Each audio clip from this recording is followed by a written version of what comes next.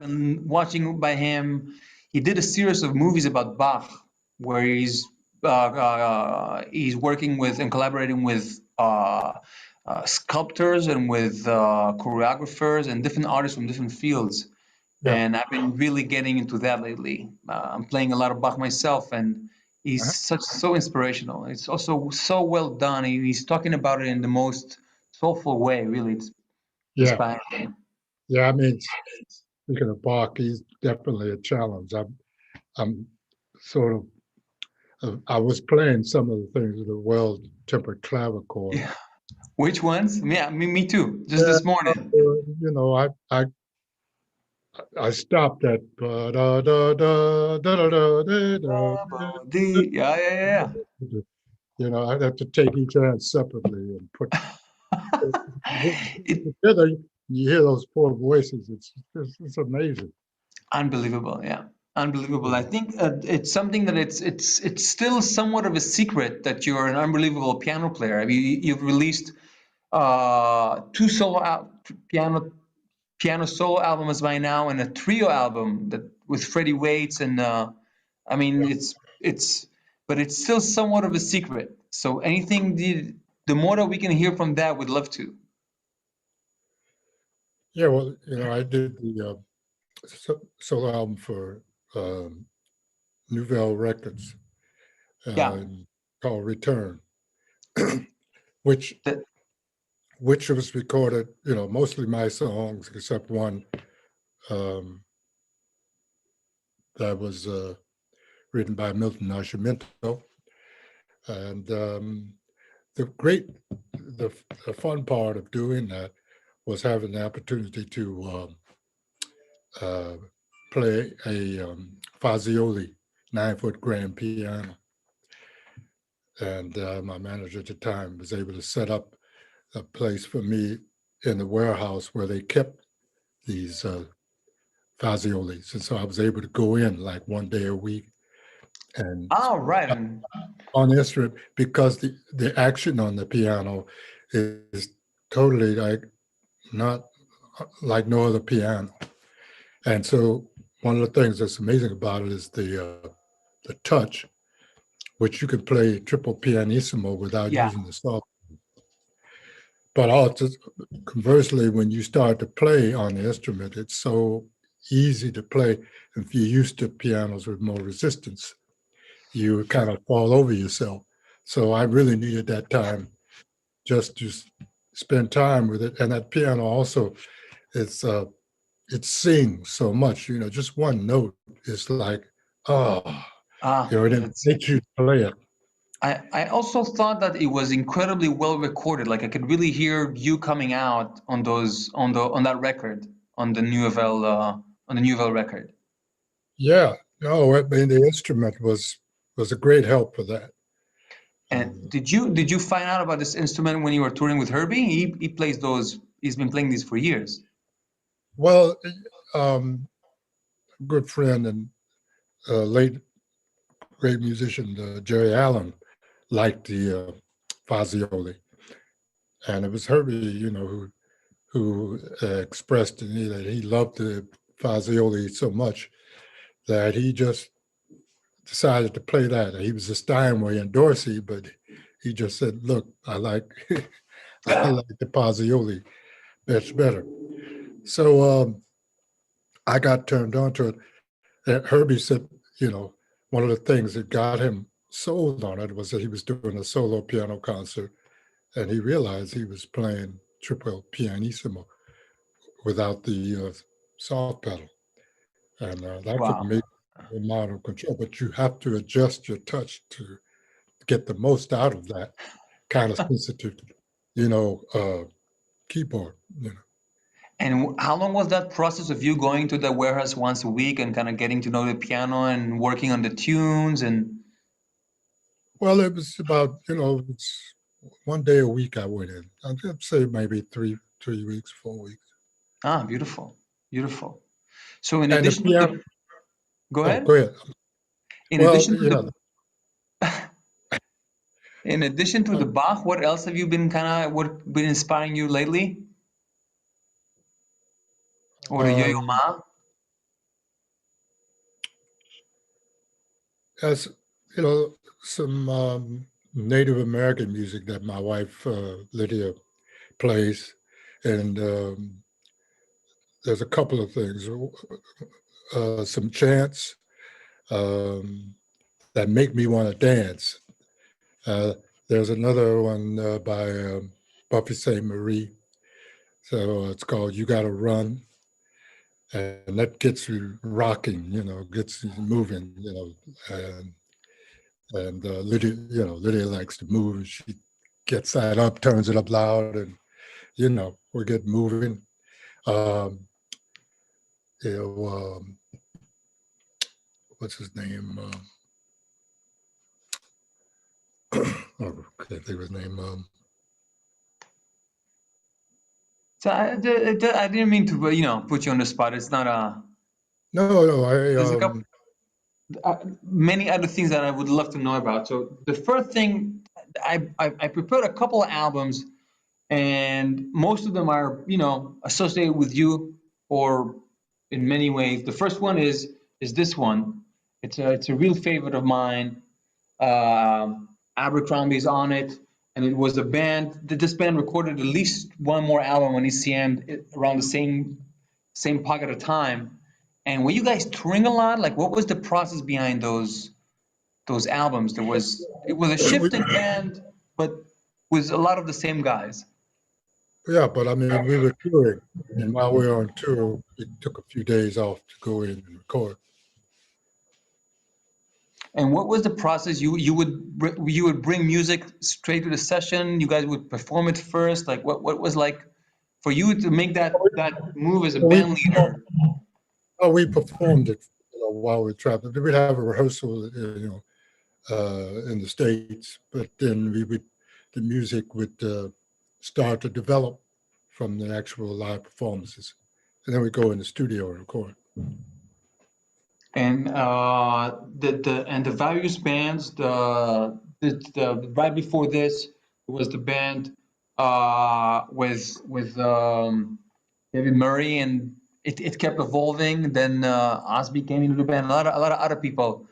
But what was your feeling as far as the repertoire, as the way that it developed, and what was the experience like for you? I mean, you would write on the piano, I would assume, and were you bringing sketches, or was it a little more detailed, or?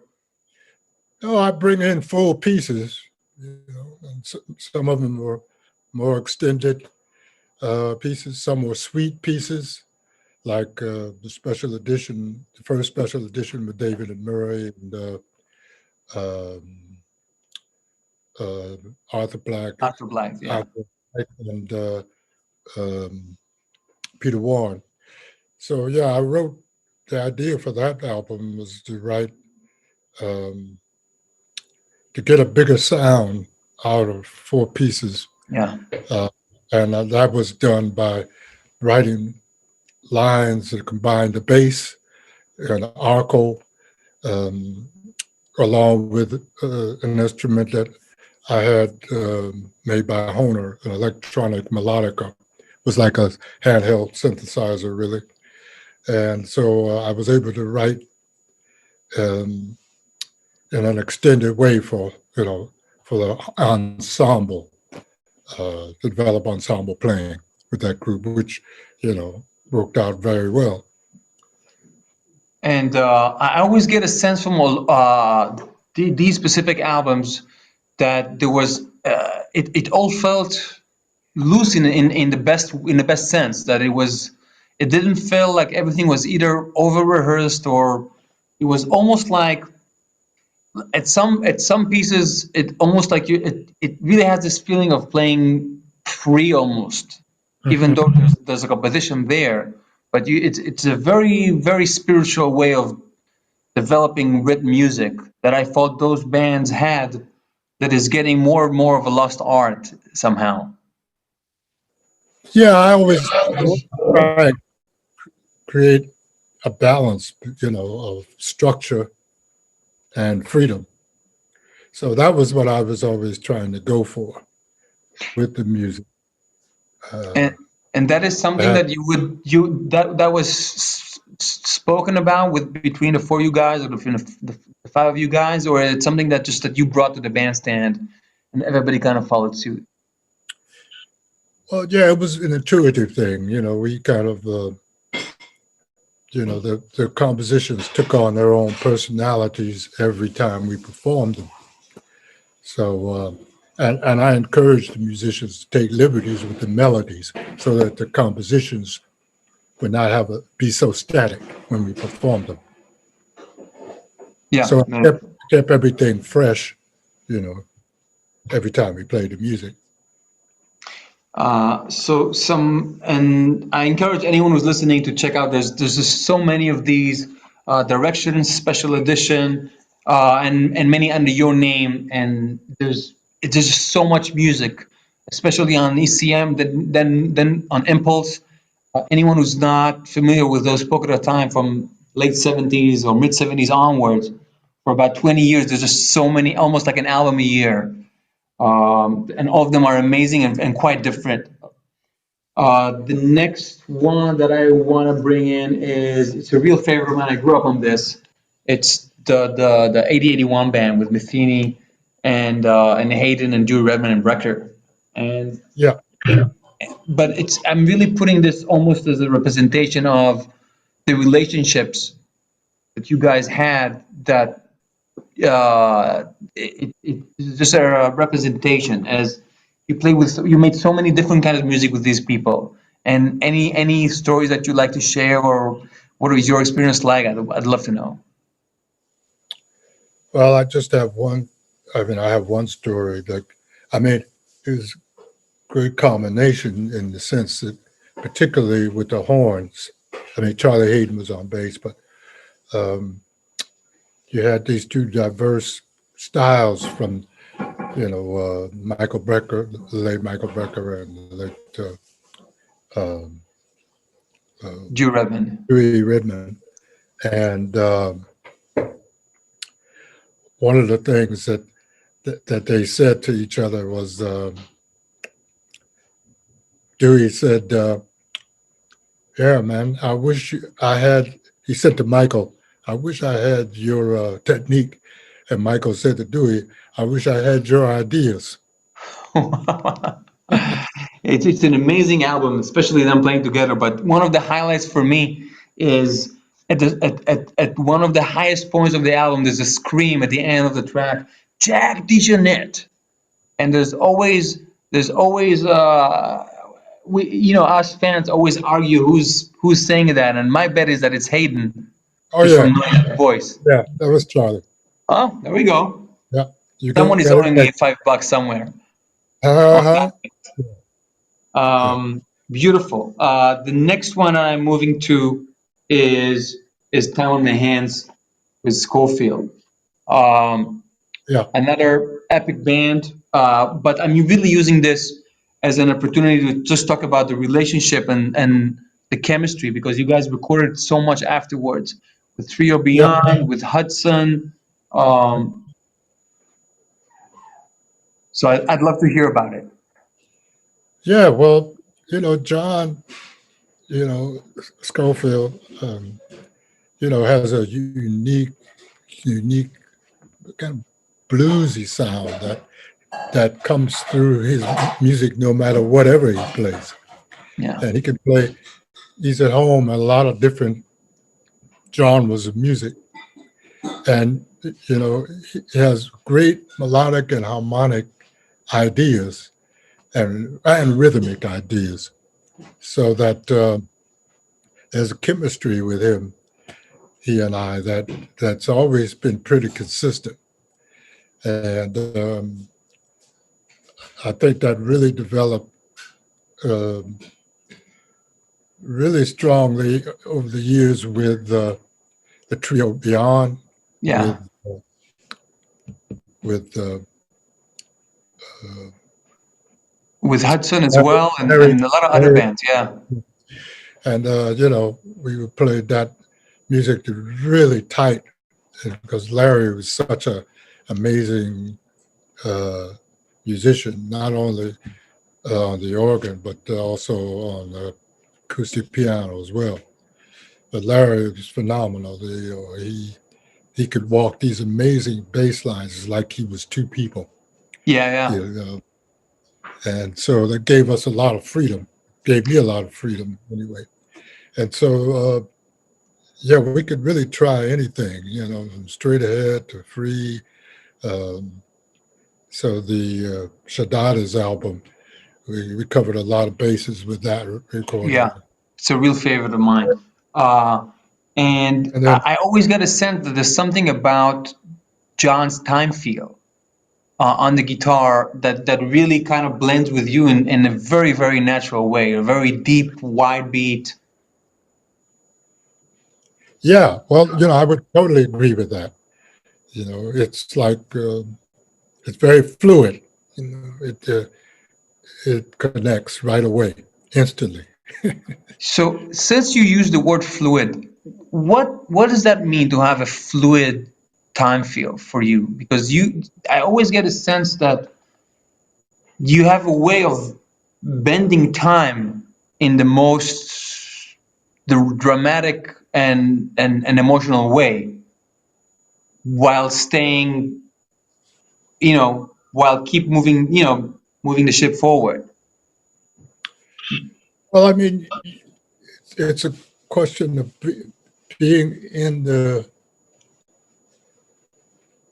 well, being in and out, or being in and out of being conscious of being in the time, and then being out of time while you're still in it.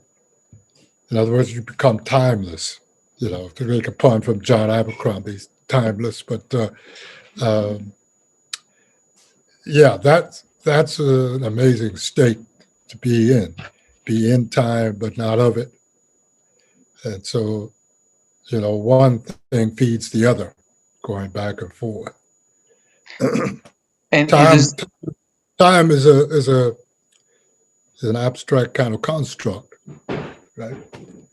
uh, it it's it's both abstract and also completely tangible because we're beating our hearts beat in time.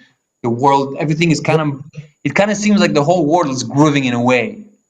At the same token, when we're not, when I, especially with the way that I'm, what I'm exploring with music is that if there's a way that the deeper that I'll get into that, the freer of it I'll be. And just like you say, I'm getting a glimpse that there's a timeless thing there that I Yeah, feel that you exemplify in the best way, but also Miles and Coltrane, you get a sense that you're in the river of life somehow. It's not a metronomic thing anymore. right. It's not a contrived thing anymore. It's just a soul thing. Yeah, it's organic. I guess that's the best word I could say. And that is something that you think was a generational thing, because the more I got to play with a lot of my heroes from the generations before me, from with Persip, with Billy Hart, with Mhm. I had to play with Elvin once, Louis Hayes, and there was a size to the beat There's a that I what? think there was a size, there was this big, huge beat to that entire school that is somehow lost with my generation and the younger ones. Mhm. And I'd love to hear what does it look like through your eyes? Well, I'd say there's still some players around who have, you know, an expansive concept of the time. To name a few is Nasheed Waits, Absolutely. Marcus Gilmore, you know, Terry Lynn Carrington, uh, so Bill Stewart. Um, who else? Uh, there's a pianist named Leo Genovese. Yeah, it was fantastic. Yeah, and so I think there are still players around who value that. They still incorporated it into their conception of playing, music, improvised music right now. Yeah. And the way that you hear it is being fluid and expansive? Yeah, I would say so. Yeah. So I'm moving to the next one. The next one is Coltrane's Meditation. I could choose almost any of John's music. I was brought up on this music playing with Reggie Workman's band, Uh-huh. and I always got a sense that you have a very, very special relationship. I know that you guys played a couple of times. I don't know if it was with Rashid or as a quartet, and but I'm always getting a sense that there's a very, very strong emotional and spiritual connection, and I'd love to hear you talk about that. Yeah, well, as you know, it's been said that John Coltrane put the ohm into jazz, into the, and brought a very, very strong uh, spiritual vibration to his music. And so I had the opportunity to play with him for a week in Chicago at a club called Plug Nickel, which was with Pharoah Sanders, Alice, Jimmy Garrison, and Rashid. And man, that was very challenging, um, physically, musically, and spiritually. And John was just, I guess he was like a channeler of this amazing musical information, but was more than just musical information. It was like the multiverse was all in his music. And of course, John read a lot of books, esoteric books, and I'm sure that he incorporated them in his playing. So yeah, I feel really blessed that I had an opportunity to experience, and I'm still I feel like when I practice, sometimes I practice with the records, and it's really it really lifts up my spirits. Absolutely. What was his energy as a person after bandstand? So he's Spending very a week quiet. with him. Yeah, but he was very quiet. He never, when he spoke, he had something to say, but he was almost like in a deep meditation when he was, I mean, he was, you could have a conversation, but, his mind was always about the music. In fact, when we used to take him and Alice home after the gig, and she used to say at 4 or 5 in the morning, he'd be sitting on the edge of the bed with a flute in his hand. And she'd ask him, "Are you okay?" And he would say, "Yeah, I'm okay. I'm just still hearing the music." Wow. So music is a constant vehicle for him. It's a beautiful thing to hear. And moving to the next one. So I chose this. This is Monin, but I'd love to hear just your insight into that entire generation that you grew up on. Like it was Blakey and Philly and Haynes that I really kind of hear you coming out of. Yeah. And Max, and you had a way of taking all of that information and come up with a style that is really been almost like the model for all the generations afterwards. And I wonder what it was like for you as a young musician, kind of growing up within that pod of those heroes. Well, I studied those players a lot, and Tony's in there, and Art Taylor, also in there. It's I knew that everyone has their influences, so I'd go through my different influences. I used to practice with the records and take things that I liked that each of the drummers did, and then I was aware that you go through that, but my ultimate goal was to put all these pieces together, let go of things that I didn't need, and reinvent, what I heard according to the musical situation I was in. And that was a conscious thing as you were growing up. Is that was part of your process? Yeah. Mm-hmm. Yeah. And that's that's still a process. Was that a bigger priority 20, 30, 40, 50, 60, 80 years ago than it is now? Coming up with one's original sound? Because it seems like for a minute, for a good chunk of 40, 50 years, that anyone that came on the scene, in order to leave a mark, they would have to come up with something very original.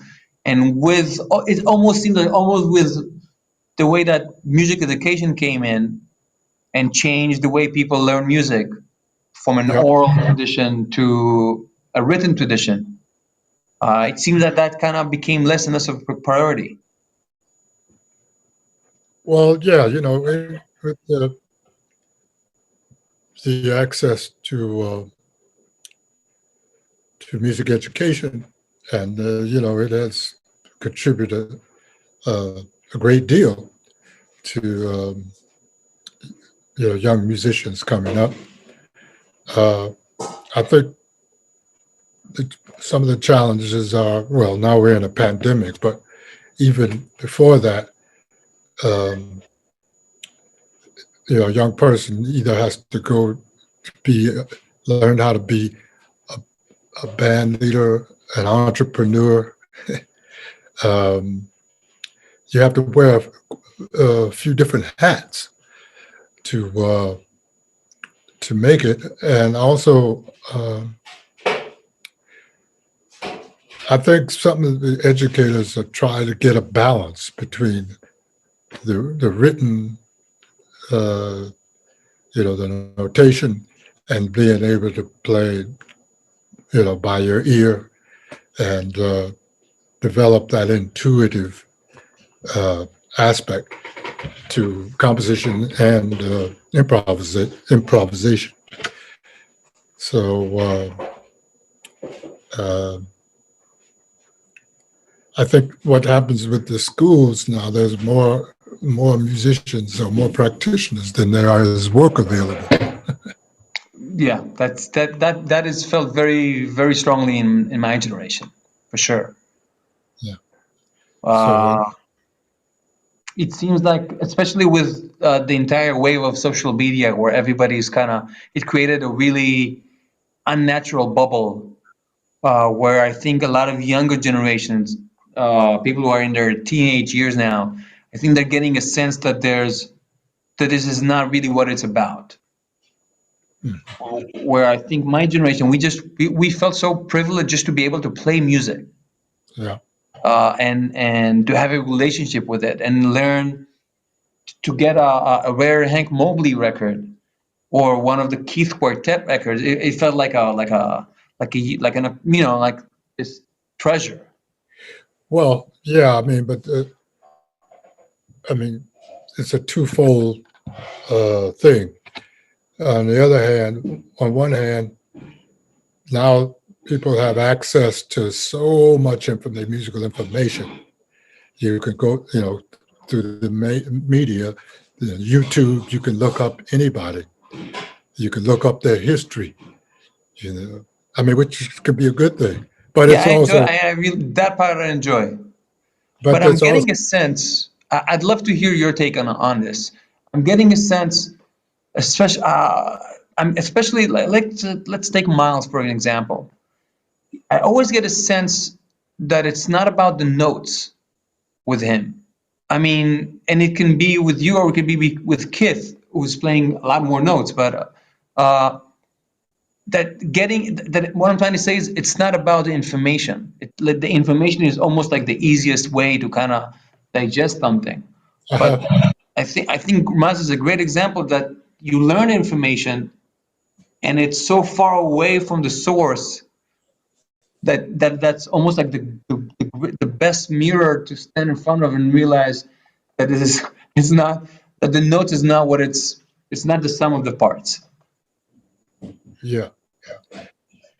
Well, yeah. I mean, I guess that comes down to, Miles always talked about having a sound. Where with piano it's a touch, with drums it's a touch. So it's not so much. Well, it is some of the notes, the choice of notes, but it's the intention and the feeling resonating within them that makes a difference.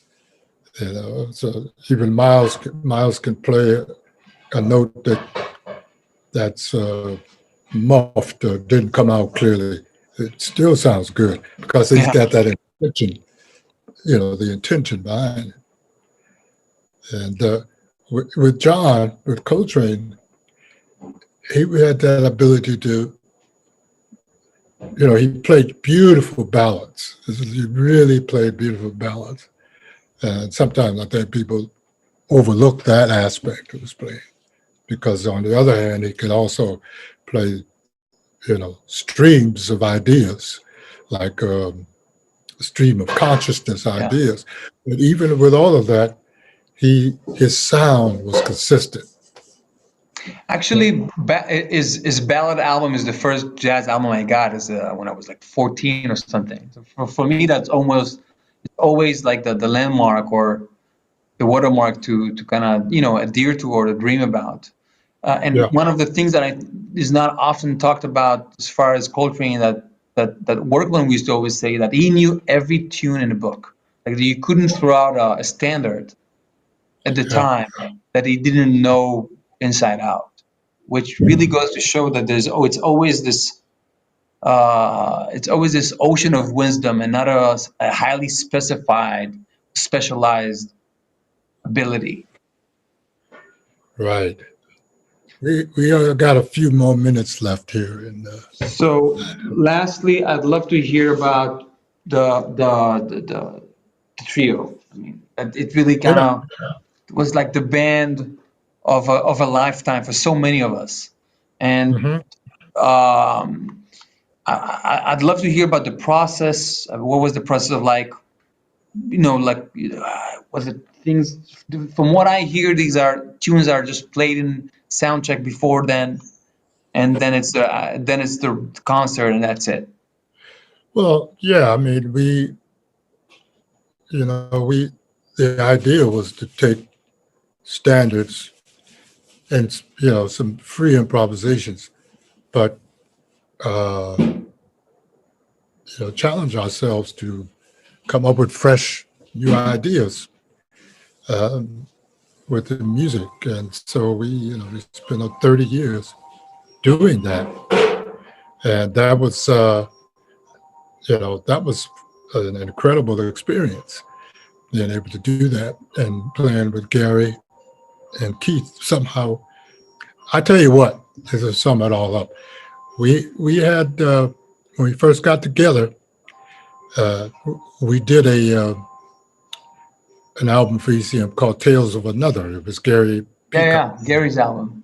So we had that album, and then Maverick suggested that maybe we come together and maybe form a trio. And then I think it was the idea was that we didn't plan anything. We just keep doing it. And one of the things that we were able to do is like play time, play free improvisations, play ballads, and come up with different ways to play them all the time. Oh, and okay, I get back to this point I was going to make. The thing that made us have something in common was that we all played piano. Yeah. But our favorite pianist and the favorite album that really was life-changing. Jamal, the Pershing. Yes, absolutely. And so we had that in common. So, that. What is it to you that creates chemistry between musicians? I mean, if I have to sum that trio up. I mean, it just either happens or it doesn't. And intuitively if it's happened, and if it's not, you try and talk about it. If you're not gelling, then you try. If you're open to suggestions and talking about ways to create an atmosphere where the music can blossom and continue to grow, then that's how it works. That's how it works for me. I think another amazing example of that is the trio with Matt and with Ravi, and that's another real highlight and a real favorite of mine of the last album, In Movement. But I've seen you guys play so many times by now. That's another amazing band, and if there's more from that band coming, that we would really love to hear it. Yeah, right now we're taking a sabbatical at the moment, and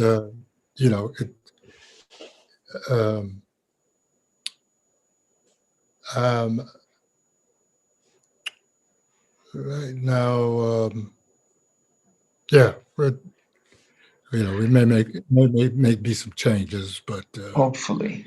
Yeah, sabbatical. Jack, I'm gonna conclude with saying we love you so much. Your contribution to this art form cannot be stated in any way, and your impact on my life has been beyond immense. So you guys stay safe, Lydia and you, and I'll be in touch. And we love you so much, and I hope to see you real soon. All right, man. Continue what you're doing. Thank you very much. Bye-bye, Jack. Thank you. Okay. Bye-bye.